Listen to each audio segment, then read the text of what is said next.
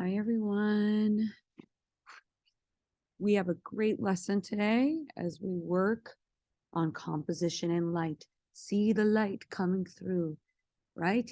Dark, light, composition is how things are arranged. Here we go. I'm going to share my screen. Don't you love how people always announce that they're going to share their screen? You think that's funny? Okay. This video is recorded for AP Arts. And it's also a somewhat review for this great book. So one of the requirements of AP Art is that students research different periodicals and magazines and like different resources so they can revise and refine their work. That's a requirement that you learn more, right? But it's a struggle bus. So this is me forcing some research on the students who aren't reading extra books or coming outside to mandatory office hours. So go ahead briefly before we get into the lesson, open up a book, write the words 2D composition and light composition. And this is just a different way for us to look at the elements and principles because we're not seeing an exploration of organizing things in a different way on our planning pages. And that's sort of a problem. Out of all of the books that I've ordered for AP Art this year, this so far is my favorite. And I will talk about that when we're doing these lessons. Quick note to my students, grades are low. Like I hear some chatter, my grades are so low. Grades are low because you need to finish a sustained investigation in order for it to be strong. Also, grades are low because maybe you didn't meet the requirements that I outlined in one of these videos about what's required in an SI.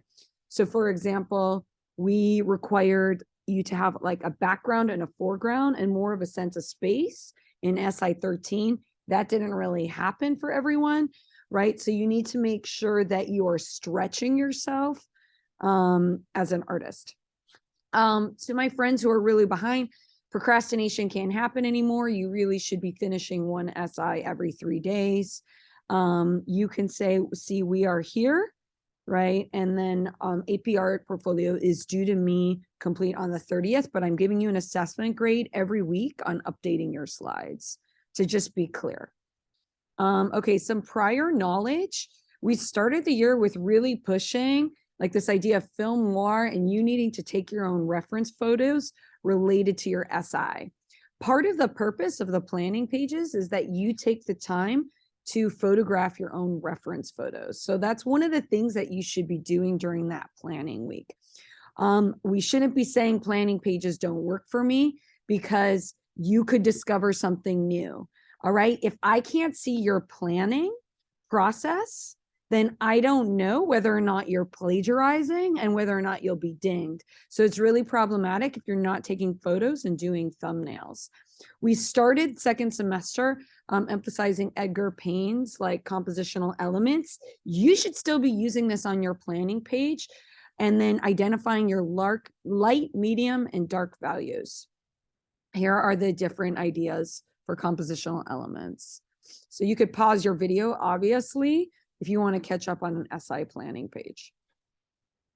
Elements of art and principles of design. I've said it so much that I feel like it's kind of going in one ear, out the other. And I go to a child and I say, what are your dominant principles of design going to be? And they just say emphasis, right? Because they just say something to say something, right? But I really want you to think during this video about like why you should be returning and planning. So a quote from this book that I love is, and you should write it down in your notes, advanced artists understand that until a strong composition is found, there is no sense in delving deeply into the individual components of a picture. In other words, if you skip the planning, right, it doesn't matter how pretty your work is. If you have a weak design and a weak composition, it's not going to score high, right? Because you need to have like an interesting arrangement. Hopefully this book and your research will help. Even if separate elements are executed well, they look pretty, they lose their impact if they're arranged poorly. So if you're not staying after school and getting critiques on your planning and doing like a strong planning page, then you're going to like not have the opportunity to revise and refine. So when I say arrangement and composition, I'm basically speaking about design. And this is a 2D design art class for most of you. This includes elements in the front, the foreground, and in the background. So our objective for today is, after this brief input on composition and light, right? This is what we're doing now. You're taking notes. AP Art students will draft a revision plan for SI.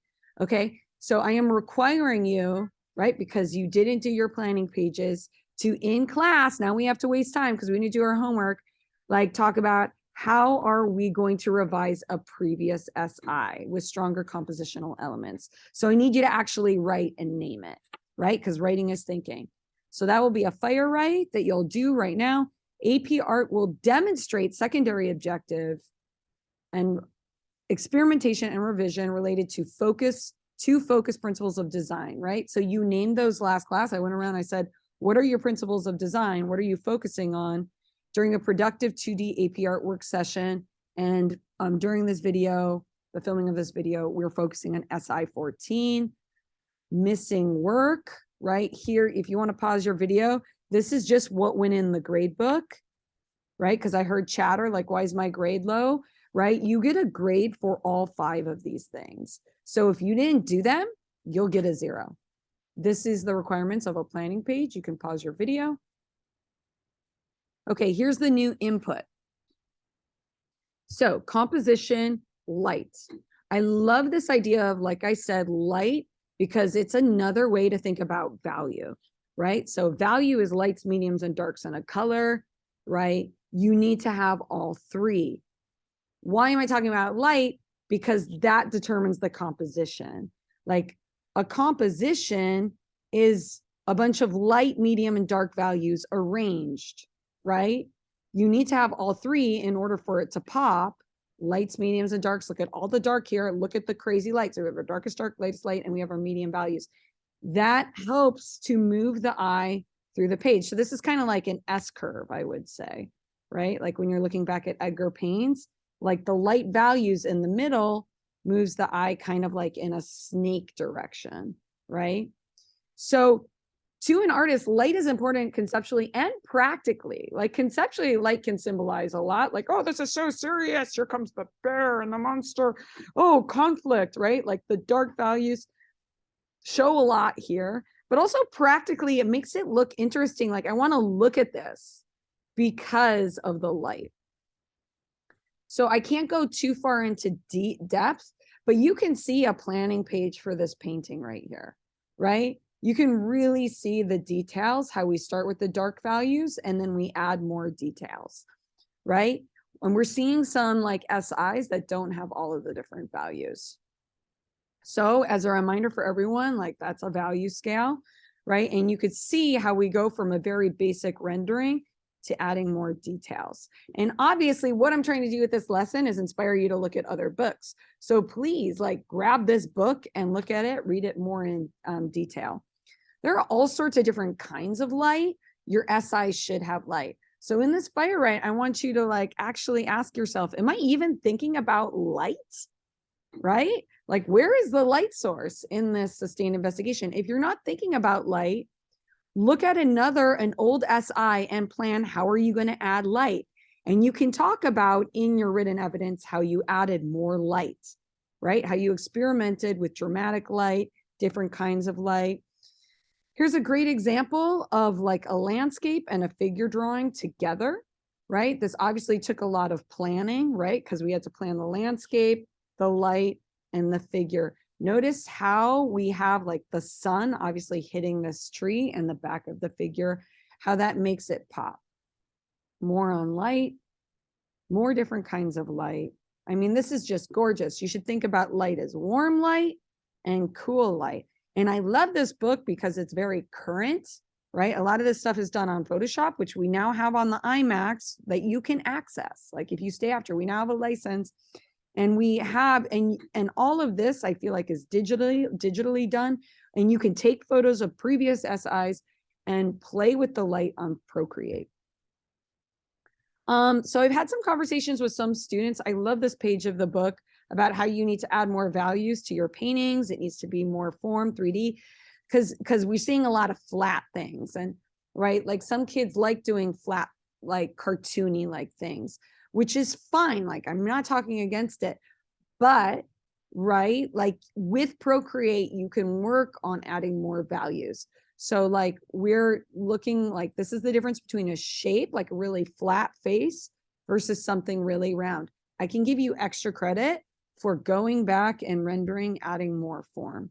So this is just really great, like going into detail, different kinds of light and how that transitions to forms. And then it transitions to actually your pieces, right? So light is a part of design, right? Because light, this cool light and this warm light makes different shapes, right? So the concept of light is great, right? Because that the light causes the light, medium, and dark values. So I want you to think critically about that.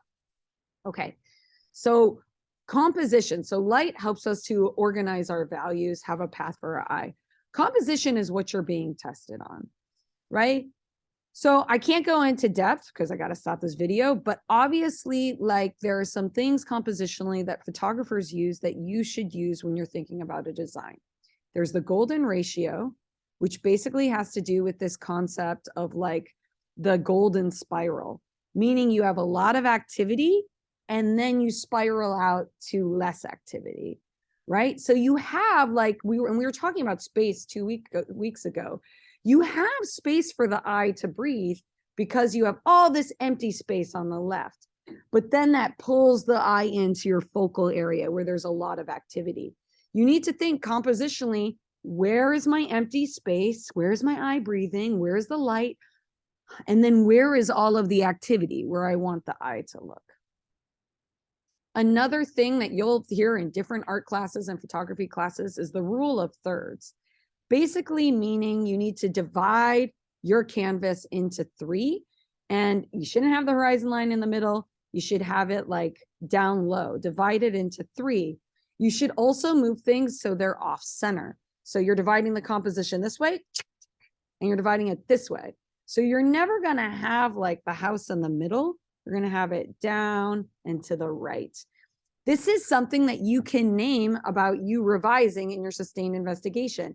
If you have a bunch of SIs where like a figure, your main subject is in the front and that's it, you could say, I experimented with composition by expanding my canvas, which you could do in Procreate, right? Making more of a golden spiral and moving the main figure down, right? And then they're scoring you higher for revision because you're experimenting with movement, composition, and adding additional visual elements. When I look at your written evidence, I should see that you're naming revisions like this, right? And obviously SI 14 should be a result of like discoveries like this because we're like getting to the end. You can, yes, reorganize like your order of your SIs so it makes sense, but your SIs should show that you're going deeper, you're honing, and you're discovering more. Okay, great stuff about focal points in here and how you could think about arranging a focal point, like based on the rule of 3s. I can't go into detail about this, but it's like, talks about proportions, like size, how to play with size, and having different kinds of focal points, right? So you could see how they're thinking about the path for the eye, and something like a river or a canyon can like move the eye around. Notice we got warm colors and cool colors. So great stuff about like focal points, how you could have clusters, repetition of clusters that bring the eye to your background. So this is just like not to overwhelm you, but to think, how can I like change it? Should I add more dark value? Should I raise the horizon line? Horizon line is where the sky meets the earth. Do you have a horizon line, right? Maybe you don't have a horizon line, right? So maybe just simply adding a background. Now look how simple this is. You have your dark, mediums, and your lights, but the composition is brilliant, right? So it's amazing because we have our dark, medium, lights. We have light from the back, right? And we are using the rules of thirds, and things that are close are going to be darker and more detailed. Things that are far away are going to be smaller and like more blurred out. You can see these people in the background.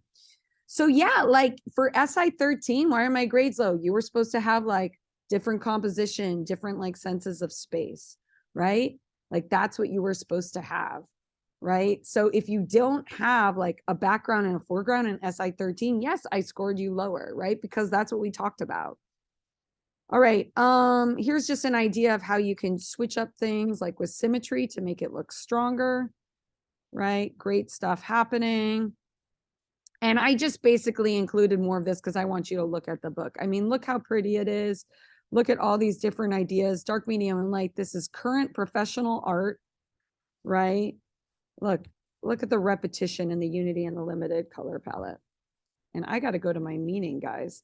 But yeah, this is what we are working on, perspective and depth, right? So you want to have like a sense of space, background, and environment in these sustained investigations. What is the world that your person is living in? That's why we do research and planning pages. That's why you got to look at other art, right? And you got to take the time to create these worlds. I don't have to tell you guys, it's an AP class, right? And you could also take the time to study human anatomy in your different planning pages, but I need to see you drawing and doing, right? It's not an easy class. I love you dearly. Now do your fire right about these notes. Make a plan about how you're going to revise an SI by maybe expanding the canvas, changing up the composition, right? Maybe adding more light. I wish you good luck. Did anyone finish watching this video? If you finish watching this video, walk up to me and whisper, jelly donut with rainbow sprinkles.